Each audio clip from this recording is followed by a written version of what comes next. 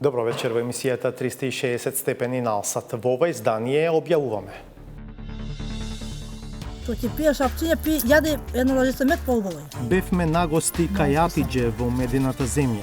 Супер. Имала предчувство дека филмот ќе им донесе светска слава. Ќе освојат ли и Оскар? Со Господ навест. И тоа ќе го добија. Јас сум ќе бидам среќен да добиеме Оскар, меѓутоа и тоа што го видов од нашите компетиции е доста сериозно, дури се радувам и за било кој да добие. Европската унија ќе почне со мониторинг на сите судски случаи за сериозна корупција и организиран криминал. It will go on for about 3 years. Манчевски предложи закон за висока административна служба. Идејата е да се формира нов државен орган преку кој ќе поминуваат сите огласи за директори, раководители и државни секретари. Досега таа функција извршуваше владина комисија, вообичаено составена од членови на владата. Опозицијата против. Во моментот на 20 дена пред избори, ние се занимаваме со странични работи кои што не се приоритет на државата, од ВМРО ДПМН и нема да добијат поддршка. Бугарите се дотолку несигурни за праведноста на нивната позиција, што дури една полска македонистка за нив представува опасност. Па тоа е циркус. Славистката со светско реноме Зузана Тополинска реши да проговори по последниот бран негација од бугарска страна на македонскиот јазик. По најавата вообичаено ќе одиме на кратка пауза, па ќе се вратиме со сториите.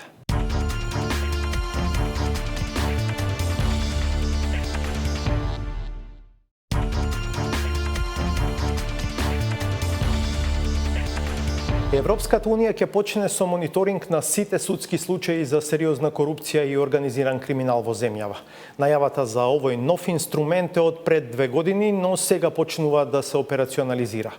Верува дека со мониторингот со кој се планира да се опфатат голем број предмети, ќе помогне во дебатата за ветинг, а и генерално во делењето правда во земјава. Владимир Мирчевски за новата алатка на Брисел и за контекстот во кој се реализира. Анализата на 360 степени за предметите на специјалното јавно обвинителство од минатата недела покажа. И додека сите институции велат дека совесно си ја вршат својата работа, фактите велат дека по 2,5 години судење на над 100 обвинети лица од страна на СЈО, меѓу кои поранешен премиер и министри, зад решетки се само 2 лица. Поранешни функционери со правосилни пресуди наместо да бидат во затвор шетаат на слобода. Партијата чија поранешна елита е директно засегната има своја анализа за предметите на СЈО.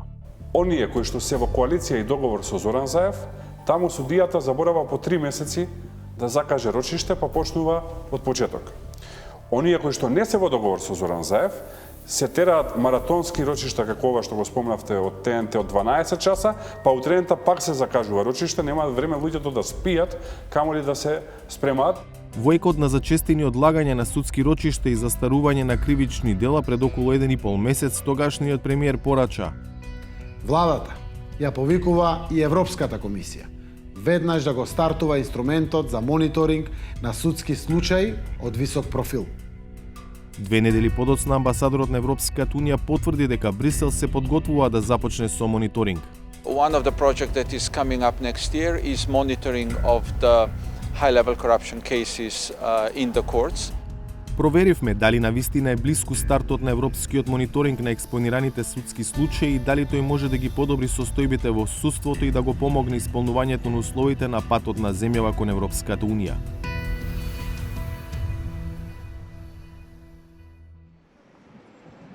Европската комисија секоја година објавува извештај за реформскиот напредок на земјите што имаат аспирации еден ден да станат членки на Европската унија. Заедно со извештаите, комисијата презентира и други документи со кои ги посочува заедничките проблеми и приоритети за овие држави. Overall, the region needs to deliver more genuine and sustainable results on key issues such as the rule of law, fight against corruption, organized crime, fundamental rights. За да помогне да се подобрат состојбите во овие области, првпат во февруари 2018 година, а потоа и во мај минатата година, Европската комисија препорача. Треба да се воведе мониторинг на судските процеси во областа на сериозната корупција и организираниот криминал. Идејата на Европската комисија за мониторинг на експонираните судски процеси е логична последица на пристапот во кој поглавјата 23 и 24 кои ги опфаќаат владењето на правото, независноста на судството и основните човекови права се темели на преговорите за членство за секоја земја кандидат. Овие поглавја според актуелната методологија први се отвораат и последни се затвораат, што ја покажува важноста на овие прашања за Европската унија. Оттука, ако мониторингот треба да помогне за подобрување на ситуацијата во судството, дилемата е како ќе изгледа тој процес, кој ќе го спроведува, колку ќе трае. Прашањата ги упативме до шефот на Европското представништво во земјава. So European Union or European Commission decided to fund the project, which will start this year, and it will go on for about 3 years. Worth of 6 million in the whole region. It will be implemented by the OSCE. We are now talking to the OSCE because they have experience in monitoring court cases. So they will be the partner that will be doing that. Do you have any start date, approximation and quantity? How many cases are we talking about? I think these are details that are being now worked out between the Commission and the OSCE. Also, the whole process and indicators that will be important in monitoring of the cases. So I cannot share yet the number of the cases. I think it will be significant number of the cases that will be monitored, and it will start this year. But also, we don't have the start date yet. И во Министерството за правда се уште не го знаат датумот за почеток на мониторингот. Велат дека со оглед на тоа што станува збор за регионална иницијатива, ќе треба да се почекаат и останатите држави од соседството. Од правда потврдуваат дека Северна Македонија веќе дала согласност за овој процес. Проценките на граѓанскиот сектор кој ги следи случувањата во судството се дека има потреба од дополнителен ангажман на меѓународната заедница. Мониторингот го спомнавте. Значи, сметам дека тоа е од тие поелегантни начини, бидејќи се обезбедува дека самиот процес се спроведува во тие некои законски норми, се почитува процедурата, дека правата на бранителите се заштитени. Брисел очекува од овој проект да ги идентификува недостатоците и проблематичните системски прашања и да даде препораки за воиднина. We hope that this project will help first judiciary to improve themselves, improve how they deliver justice. It will hopefully increase the trust of the citizens into judiciary, and it will help us to assess better how we can assist judiciary better than all the authorities better than we've done so far. But I have to mention that in the whole process, there are certain principles that will apply very strictly, which is non-interference in judiciary, total independence of judiciary and the cases where we will not interfere, and the right to defense, the right to be innocent until proven guilty, and so on. So these are all principles that will very strictly adhere to. И во новата методологија за пристапување која Европската комисија ќе ја објави на крајот на месецот, читајќи го францускиот нон-пейпер врз основа на кој се кројат измените, владењето на правото, судството и основните права остануваат суштински критериуми од стартот се до крајот на преговорите за членство. Мислам дека една од причините зашто оваа дебата се отвора токму сега и инсистирањето на реформа на самиот процес на проширување е дека се забележува дека иако овие поглави се отвараат на сам почеток, дека земјата не обезбедува до крај почитување на преземените обврски и реформи, особено, нели, и Македонија е тука пример, нели, имавме ние уназадување. Иначе покрај дека остварениот напредок 3-4 години, кога имате неефикасно и независно и независно судство, можете тие процеси да ги вратите назад. Затоа се такви пораките од европските дипломати, конкретно од амбасадорот Жбогар, дека и покрај напредокот во судството, особено во делот на законската основа, потребно е спроведување на тие закони, нешто што треба да биде поттикнато од најавениот мониторинг. We don't shy away from seeing the problems in judiciary. We see that the cases do start from the beginning. We see that the judges have been replaced. We see that statute of limitations are expiring. So we have people coming to us, defendants coming to us, presenting their concerns as they see them in the court. So we don't shy away. We are aware of the problems. But we believe that with the reforms that the legal system that is already in place, and by strengthening the judicial institutions, they can deal with these issues internally. Why is European Union, European Commission not so much for vetting of the judiciary and the prosecution in North Macedonia? I see now in this public debate that was in the past few months that we have different understanding what does vetting mean. And as I said, we don't shy away from seeing the problems in judiciary, but we believe that general vetting, which for us stands under the name vetting, the general vetting is not necessary. We don't see the universal misbehavior in judiciary. We see that minority of judges and prosecutors are maybe politically influenced, and we believe that they could be subject to professional ethical rules or possibly criminal liability, but that they can be dealt by judiciary themselves. We believe that institutions of judiciary, like Judicial Council, should be supported, should be strengthened, and that they have important role to bring better behavior in judiciary. And first of all, I think we have to start from politicians who should stop interfering and commenting on judiciary. Европската унија нема аки, заедничко право во областа на судството. Системите се различни во секоја држава членка во зависност од локалните традиции и специфики. Но ЕУ има заедничка цел кон која се стреми во оваа област. Судството во сите членки да биде независно и ефикасно, да испорачува правда, законите да важат за сите подеднакво, а граѓаните да веруваат дека навистина е така. Најавениот европски мониторинг треба да му помогне на македонското да стане европско судство.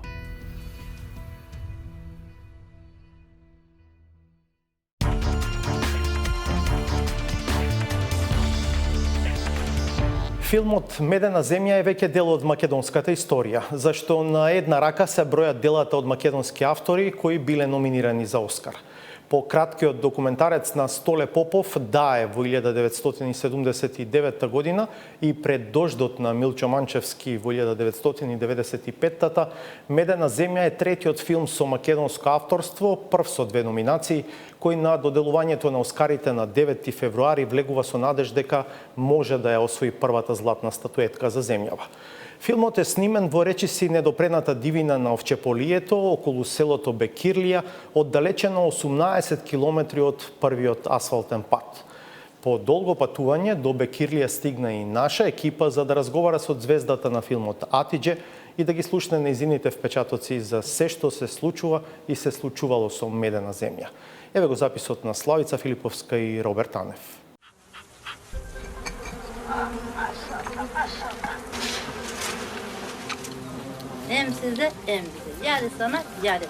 The nominees for Best Documentary Feature and Honeyland.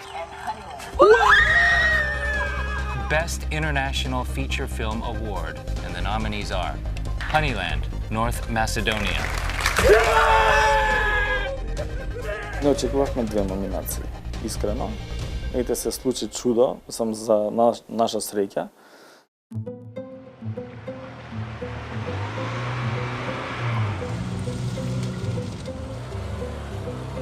Патот по кој филмската екипа стигна до 2 номинации за Оскар воопшто не бил меден. 3 години во различни временски услови, одново и далеко непознато. До земјата за која слушна светот водат неколку диви патишта, но сами најверојатно тешко би ја нашли и ние, ако од селото во кој завршува асфалтираниот пат, Дорфулија, не ни се придружи човекот кој честопат им пружал помош и на филмаџиите. Има 18 километри. Надоле? Да, лево. Заглавуваш ли ти често по патишта? Да, заглавуваш.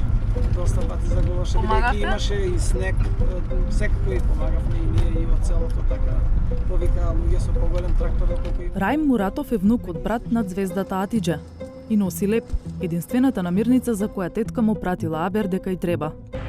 Како успеа да ве добие Атидже, нели нема мрежа таму? Тетка кога треба да се јави негде, ќе испадне на повисоко место така по тие картите, каде што е нели ќе добие мрежа. Сигурно 5-600 метри па и до километар мора да испадне на повисоко место и за да се јави.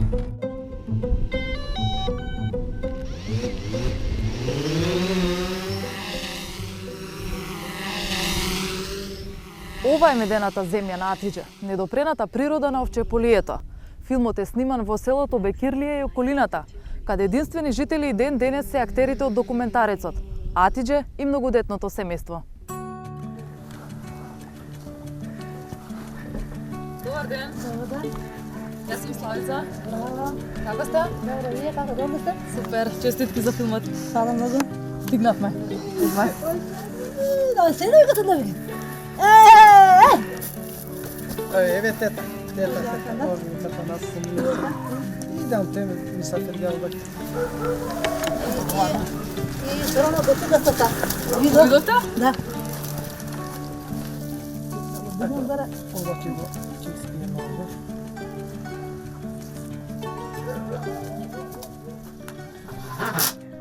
Како дозна дека сте номинирани за Оскар?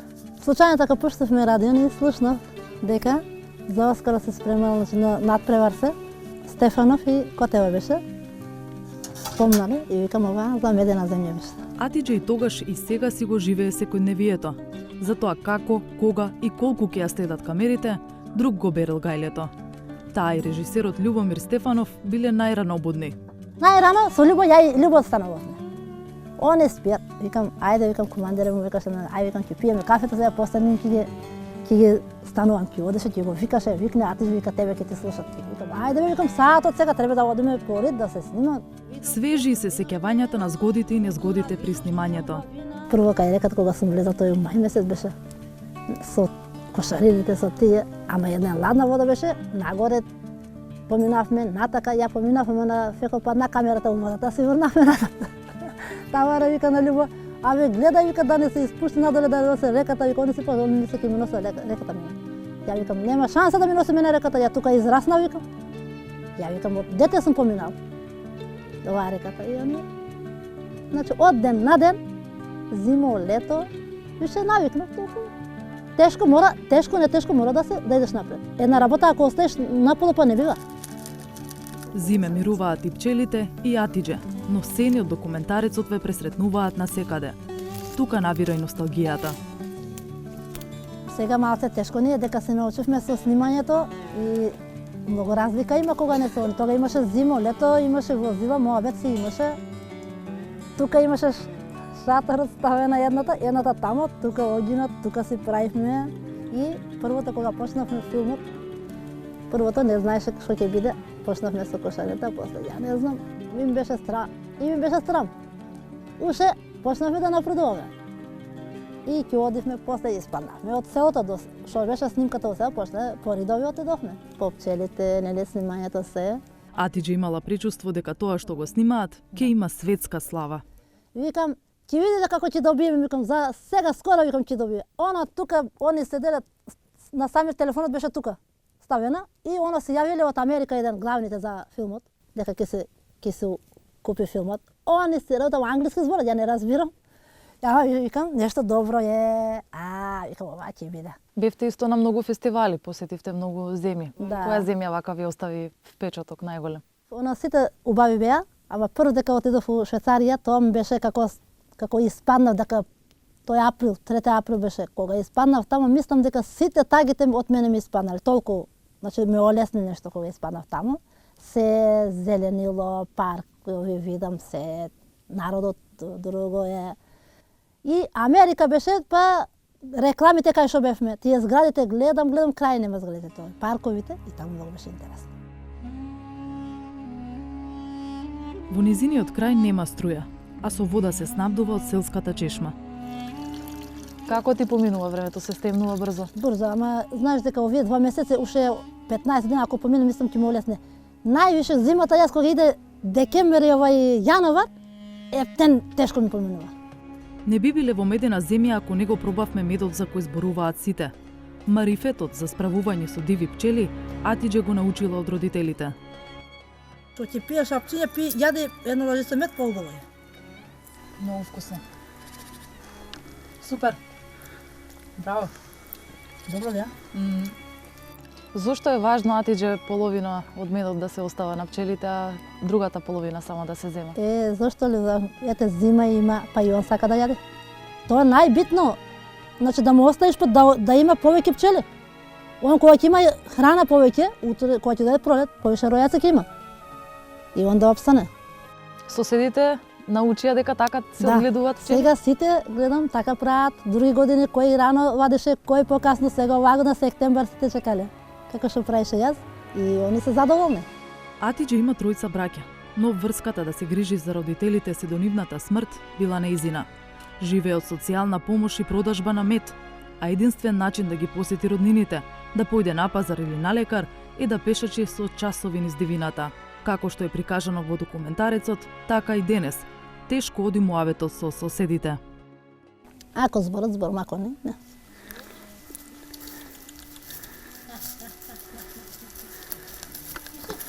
Атиџе минатата недела наполни 56 години. По етничка припадност е турчинка, а во турска куќа по турско кафе следува гледање во филџан. И тука нешто имаш некој тежина, ама гуска некој ќе те олесне. Надалеко пак планираш нешто, ќе пазаруваш. Иако немала шанса да се образова, не било тешко да смисли и да запомни автобиографска песна без да ја стави на хартија. Родно село ќе оставам, туѓа земја мајко ќе заминам. И навистина, родната медена земја наскоро ќе ја остави. Филмската екипа обезбедила куќа и за неа и за нејзините соседи во селото Дорфулија. Атиџе чека до опремување за пролетта да се пресели, а дотогаш ќе биде во друштво на еден од нејзините браќа. Ајде, пријатно, поздрав.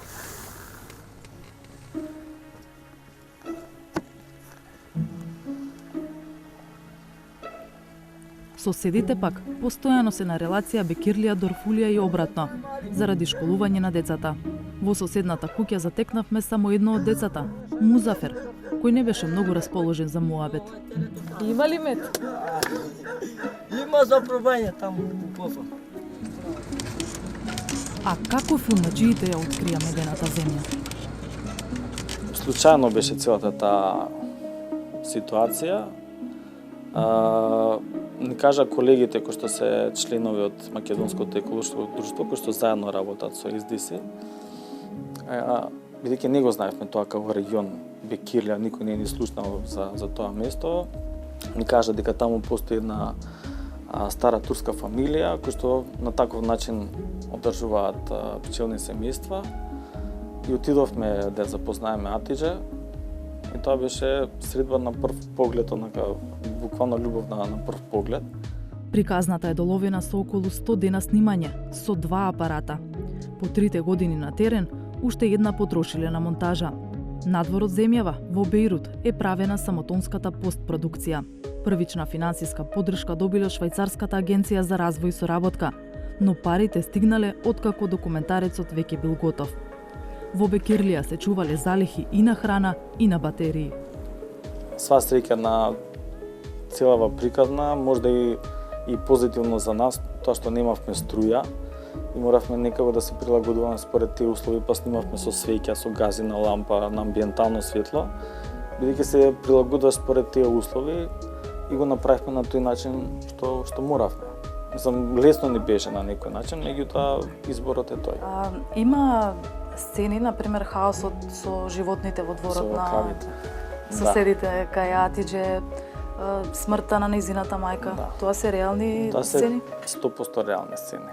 Значи немавме тука буквално никакво влијание на нив. Една година пред нашата премиера стигнавме до Дорфулија и таму требаше да продолжиме со трактор до Бекирлија. И патот не беше толку проводен, па моравме дополнително 4 сати да пешачиме до Бекирлија. да снимиме 10 минути самото плакување на Натеже кон мајка и бидејќи беше непријатна ситуација, веќе неколку роднини веќе беа пристигнати таму и беше како само се чудно како ние овдека снимаме за самото починување на мајката и осетивме дека не е баш прав момент, меѓутоа и тоа е дел од документаристиката да мора да се фатат и вакви случаи за да се опише целиот циклус на живење во тоа село. Фејми вели дека 95% од сцените во филмот се реални. Само те 5% се сцени кај што е пропуштен делот кога не сме ги затекнале фамилиите кога доаѓаат во селото, значи семејството на Сем. Бидејќи во тој период не бевме присутни во селото, не во меѓуредови се додени и таму е една сцена кај што е рекреирана дека се вселуваат во селото. Меѓутоа останатите сцени се буквално реални, буквално само следевме што им е секојдневниот живот. И ова е исто процес кој што ни фалеше многу често, затоа и го одлагавме во снимањето. Процесот од тие роења, не знам кога доаѓа матицата и таква работи, значи се работи што веќе ги пропуштавме, па моравме да чекаме 1 година за да дојде наредната сезона, па да го фатиме тоа како процес. Мислам дека оваа сцена не знаевме дека тоа така изгледа. Буквално како на каубојски филм се случуваат толку брзи работи. Сцената кај што да, сцената кај што се дави девојчето беше нешто што никој не го очекуваше, меѓутоа од снимателски аспект, значи буквално се дистанцирано од целата таа работа. Мислам ги гледаш како објекти, се е нехумано да кажеш дека немаш никакви емоции, значи тоа што им се случуваше. Меѓутоа ако се влијае на тоа, ќе изгубивме доста работи од документаристиката. Македонија првпат во историјата на Оскарите има номинации во 2 категории – за најдобар документарец и за најдобар странски филм. Медена земја доби светска слава и низа награди, од кои 3 на фестивалот за независни филмови Санденс. Ке се закитили и со Оскар. Јас ќе бидам среќен да добиеме Оскар, меѓутоа и тоа што го видов од нашите компетиции е доста сериозно, дури се радувам и за било кој да добие. Очекувам со Господ напред. И тоа ќе го добијам. Мислам дека ќе го добијам. Доделувањето на престижните Оскари е закажано за 9 февруари во Холивуд. Во меѓувреме, Медена земја секојдневно ја добива најскапоцената награда – аплаузот на публиката.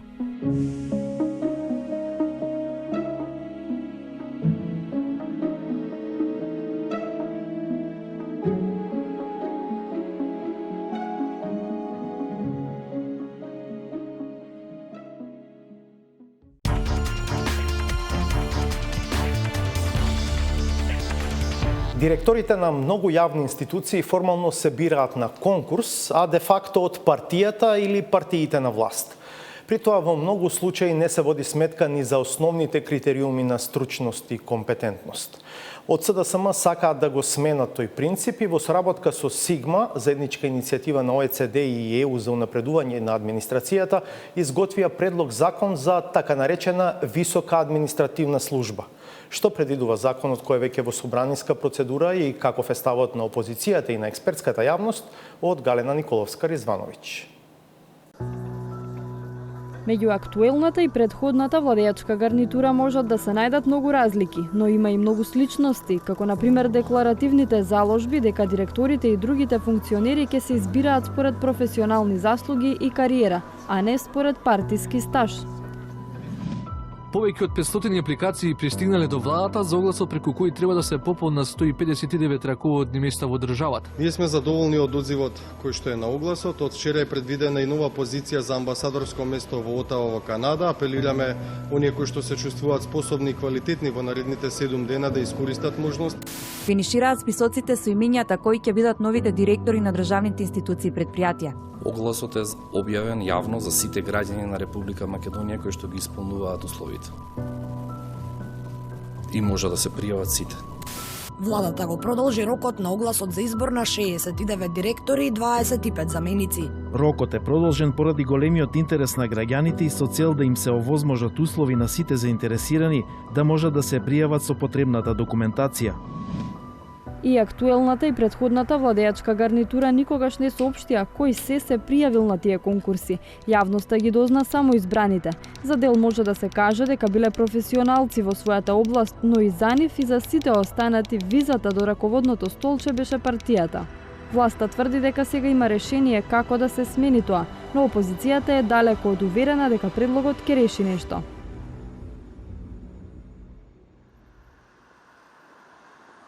Предлог закон за висока раководна служба. Тоа е името на текстот со кој владата смета дека во земјава конечно ќе се избираат директори и други функционери по професионални, а не по партиски заслуги.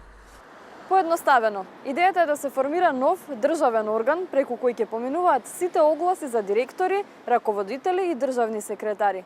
Досега таа функција извршуваше владина комисија, вообичаено составена од членови на владата. Според владиниот предлог закон, кој е во собраниска процедура, името на новиот државен орган е Комисија за висока раководна служба. За почеток, таа ќе биде надлежна за избор на околу 150 раководни позиции за директори и секретари. Исклучок се позициите во судството, обвинителството, безбедноста, дипломатско-конзуларните представништва, јавните установи, регулаторните тела и општините. Составот на комисијата ќе се избира во собранието по принципот на антикорупцијската комисија со учество на јавноста. Сликовито тоа би изгледало вака. Собраниската комисија за избор и именување формира комитетот пратеници, експерти и представници на стопанските комори. Комитетот од пријавените на оглас му предлага на собранието да ги избере 5 теми на најдобро рангирани кандидати кои ќе ја сочинуваат комисијата за висока раководна служба. Избраните ќе ја извршуваат функцијата професионално со мандат од 5 години без право на реизбор. 5-члената комисија за висока раководна служба потоа ќе формира посебни одбори за селекција за секој оглас, во зависност од институцијата за која ќе се избира директор или секретар. Во секој одбор ќе членуваат по 5 лица, од кои 2 члена од комисијата за висока раководна служба и 3 надворешни члена со познавање на областа за која се избира раководно лице. По завршување на постапката, одборот за селекција подготвува листа од 3 најдобри кандидати, а комисијата за висока раководна служба ја доставува до претпоставениот, односно до министерот или владата. На крајот сепак владата или министерот имаат дискрециско право да решат кого од 3 предложени кандидати ќе го именуваат за директор или секретар. Токму слободата на избор во последната фаза е главната точка на разидување на законот предложен од Министерството за информатичко општество и администрација. Ресорниот министер Дамјан Манчевски вели дека предложеното решение прави голем чекор кон департизација, но и дека нема држава во која извршната власт го нема последниот збор. Почнуваме од врвот од менаџерите на институциите, од раководителите на институциите, кои што во основа можат да прават политички притисок на вработените, да предизвикаат некој вид на политичка искористеност на одредена институција.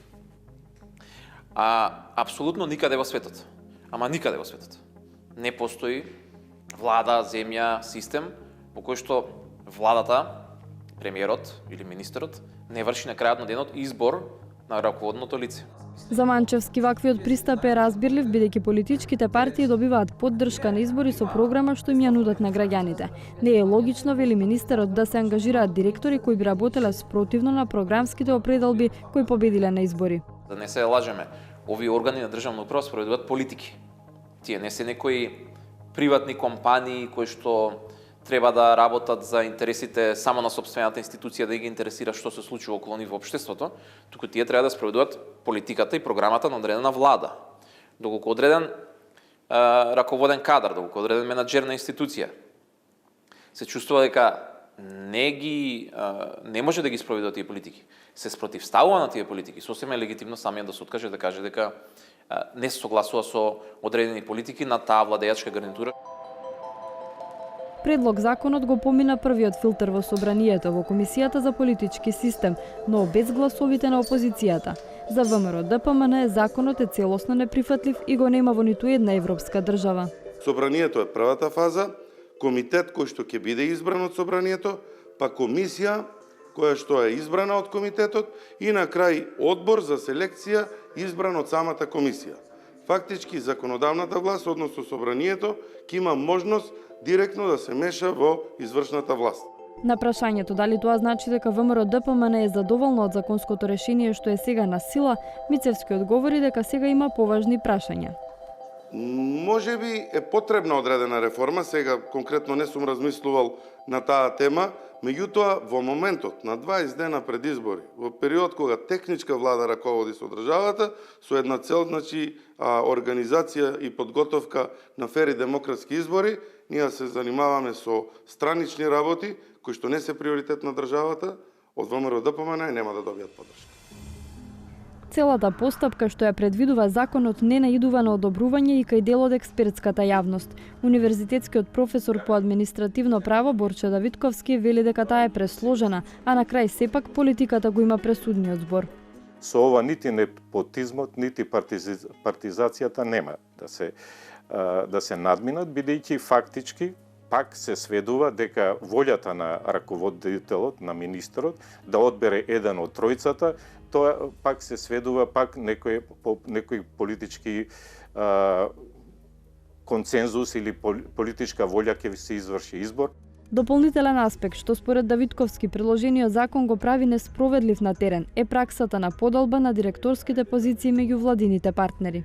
Поготово ми имаме и други стандарди, условно речено услови, мора да биде соодветна и правична застапеност, што ако нема, а тоа место е, например, дадено на коалициониот партнер, тоа значи у недоглед или ќе стават ВД и коалициониот партнер во недоглед со 4 години ВД ќе се изгура позицијата, иако не ги исполнува условите, иако не е селектиран.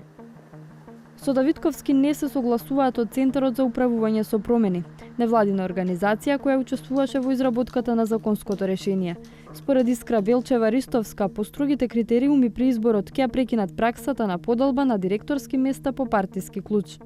Министерот на вистина на крајот ќе има право да избере, но со самото тоа дека нема да избере само од политички кадри, туку од лица кои ги поминале сите проверки во однос на нивната стручност, веќе мислам дека значајно го смалува нивното дискрециско право да постават само лица кои ќе служат во исполнување на политичките цели. Белчева порачува дека тајмингот за ваков закон е одличен, бидејќи ќе ја стави на тест која било партија што ќе победи на предстојните избори. Која и да дојде политичка опција на власт, ќе има шанса да покаже дека навистина сака да придонесе за департизација и за модернизација воопшто на администрацијата, со тоа што ќе почне да ги поставува директорите и секретарите преку овој систем. Ако има политичка волја до изборите и законот за висока раководна служба помине во парламентот, тоа сепак нема да значи дека тој веднаш ќе почне и да се применува. Од моментот на стапување во сила, предвиден е период од 9 месеци за избор и формирање на комисијата. За спроведување на овој закон се потребни 195.000 евра само за првата година. Секоја следна ќе чини околу 163.000 евра. Пари потребни за простории, плата и надоместоци на плата за членовите на комисијата за висока раководна служба, како и за вработените во стручната служба.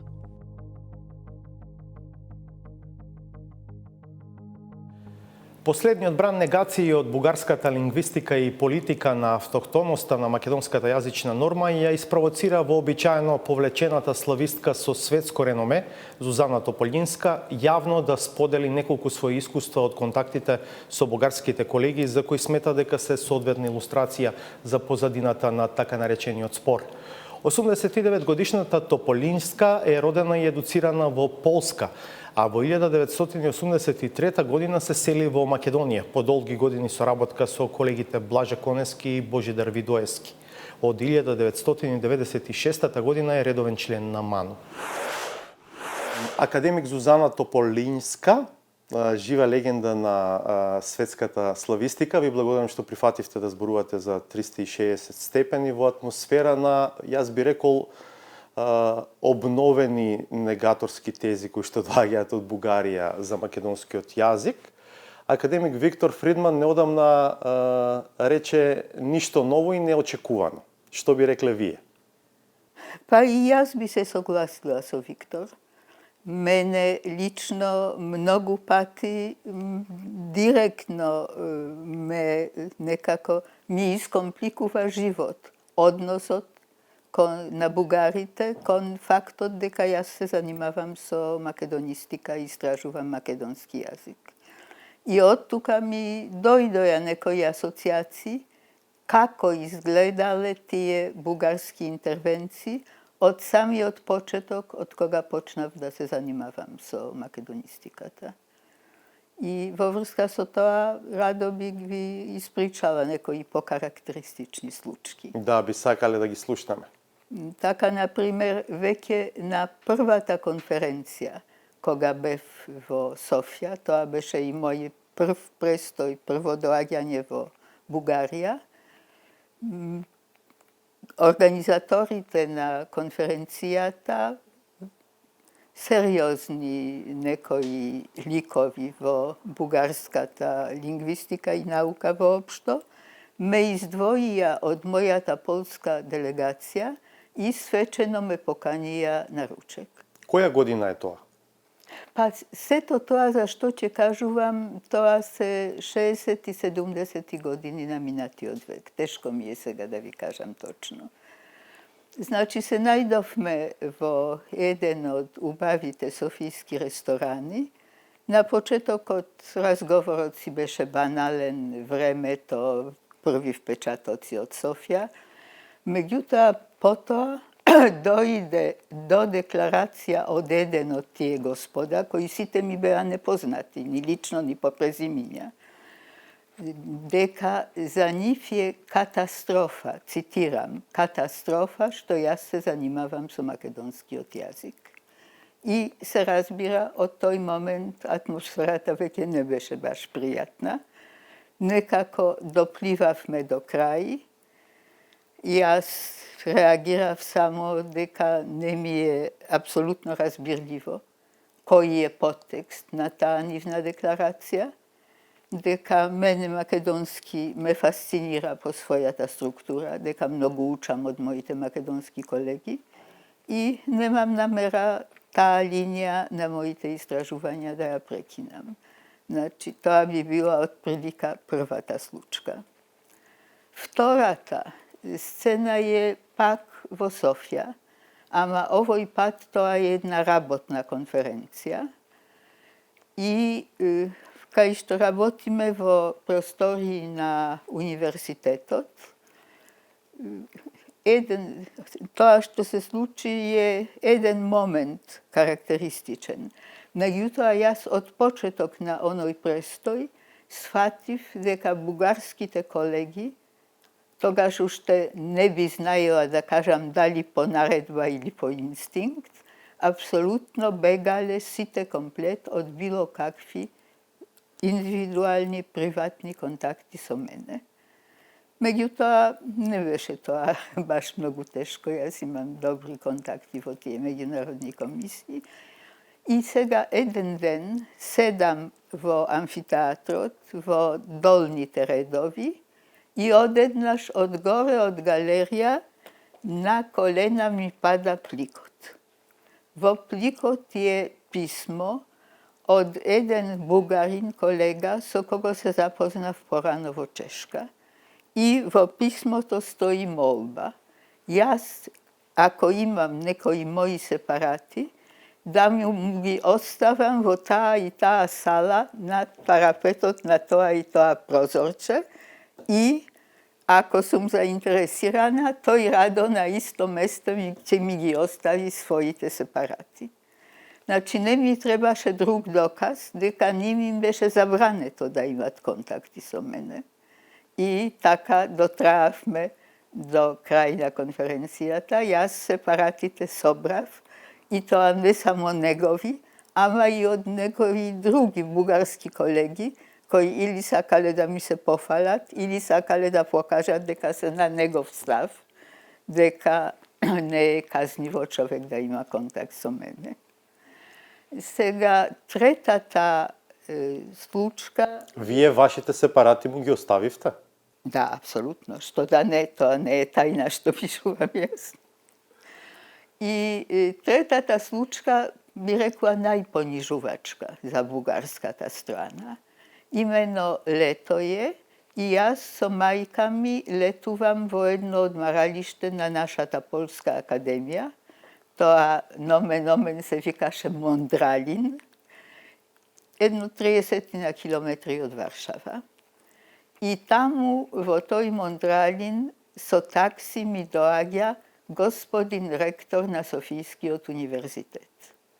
Доаѓа со целта да ми објасни колку среќна би била да прекидам најпосле со тој македонски и да се префрлам на бугарски.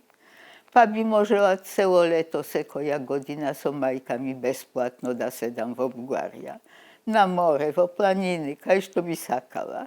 Би имала отворени сите можности во нивните проекти, можности за печатење, главно чиста среќа. Се разбира, јас му изразив моето големо чудење дека се прифатил тој важна фигура на таква понижувачка мисија и се поздравивме. Човекот си замина. Замислете. И последното, мала работа, ама пак карактеристична, е поврзана со Меѓународниот конгрес на славистите во Киев. Места за тој конгрес за одделни делегации биле обезбедени доста мало бројни, а тоа беше веќе она социјалистичко време на московски сателити во Полска, кога ние не сме имале пасоши дома, туку сите наши пасоши седеле во Министерство за надворешни работи. И јас се пријавив со реферат како кандидат за Конгресот. И ме одбиле дека не можам да добијам пасош. Јас се бунив, барав некои протекции, меѓутоа заврши негативно работата, а потоа приватно сум добила коментар дека на седница на Меѓународниот славистички комитет, кога се зборуваше за составите на националните делегации за Конгрес во Киев, бугарските другари многу енергично дискутирале против моето учество. Значи, тоа се тие случаи што сум ги избрала. Мислам дека тие кажуваат доста, а мојот заклучок е дека кажуваат пред се тоа што бугарите се дотолку несигурни за праведноста на нивната позиција, што дури една полска македонистка за нив представува опасност. Па тоа е циркус. Ви благодарам. И јас вам. По овие сведоштва на академик Тополинска, ќе одиме на уште една пауза по која ќе видите саботажата. Бидете со нас.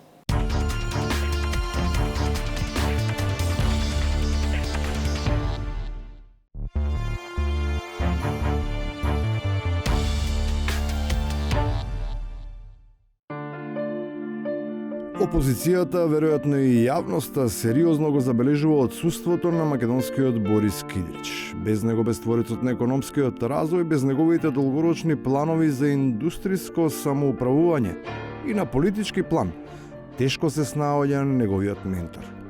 Дури и кандидатот за нов Рамис, иако се уште има надеж, со жалење констатира дека Боро не е тој Боро што го познава. Заев имаше историска шанса да биде Тито во Македонија, меѓутоа не го искористи тоа. Секоја шанса треба да се искористи.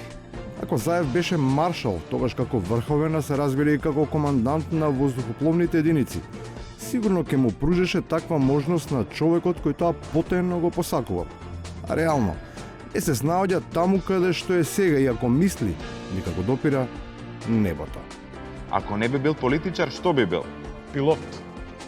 Оние пак што иако се уште немаат крила, толку многу се имаат залетано што од контрола до залетање. Навистина треба да ги повикаат да атерираат.